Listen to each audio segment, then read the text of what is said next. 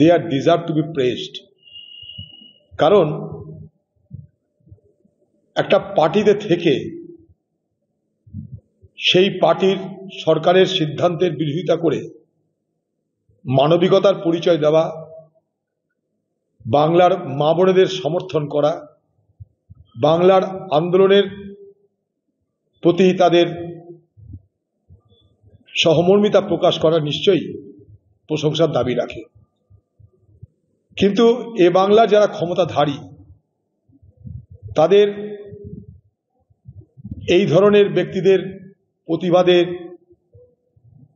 কোন রকম প্রতিফলন হবে কিনা আমার সন্দেহ আছে। গন্ডারের যেমন চামড়া মোটা হয় কিছু ভেদ করে না, পশ্চিমবঙ্গ সরকারের নির্লজ্জতার যে চামড়া, যে আবরণ, সেই নির্লজ্জতার আবরণ এতই মোটা যে কোনো যুক্তি তর্ক, কোনো প্রতিবাদ, কোনো অনুকম্পা অনুভূতি তাদেরকে স্পর্শ করে না। আজ পর্যন্ত বাংলার মুখ্যমন্ত্রীর একবারও মনে হলো না যে আন্দোলনকারী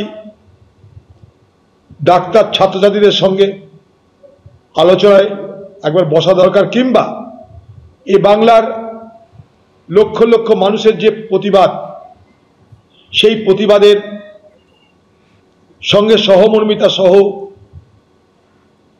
যোগিতা সহ সমর্থন প্রকাশ করে নিজেকে একজন প্রকৃত জনপ্রতিনিধি এবং শাসক হিসাবে পরিচয় দেওয়ার চেষ্টা করা দেখলাম না। আপনাদের জানিয়ে রাখি, 14ই আগস্ট সারা বাংলা জুড়ে যে প্রতিবাদটা হয়েছিল মা বোনেদের আহ্বানে, রাত দখলের যে অভিযান হয়েছিল, প্রায় 2.5 থেকে 3 কোটি মানুষ সেদিন সেই আন্দোলনে সামিল হয়েছিল বলে জানতে পেরেছি। জোহর সরকার একজন নরেন্দ্র মোদী বিরোধী মানুষ হিসেবেই সকলের কাছে পরিচিত।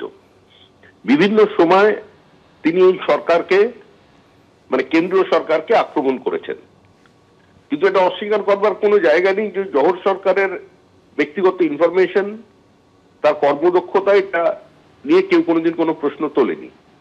সম্পূর্ণ বিরোধী রাজনৈতিক অবস্থানে থেকেও আমি এটা বলতে চাই যে জোহর সরকারের মতো একজন ব্যক্তিত্ব যদি রাজ্যসভা থেকে চলে যান, নিঃসন্দেহে ভারতীয় রাজনীতি বা আমাদের যে লোকতান্ত্রিক ব্যবস্থা এবং সর্বোপরি রাজ্যসভার সেটা একটা ক্ষতি।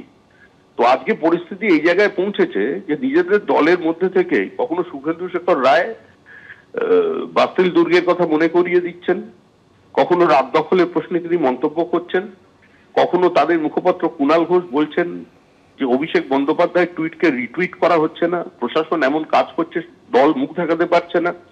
আবার আজকে জোহর সরকারের মতো একজন প্রবল এই কেন্দ্রীয় সরকার বিরোধী মানুষ, যিনি প্রথম দিন থেকে একজন বড় সমালোচক ছিলেন, তার মতো অবস্থানে থেকেও তিনিও এই সরকারের বিরুদ্ধে যেভাবে তার সারা জীবনের অভিজ্ঞতা, তার আমলাতন্ত্রকে তিনি যেভাবে দেখেছেন এবং আজকে যে এক্সিকিউটিভ ডিসিশন গুলো নেওয়া হচ্ছে, এক্সিকিউটিভ অর্ডারকে যেভাবে ইম্পোজ করা হচ্ছে, সেগুলো তো কার্যত আগে করলে ভালো হতো।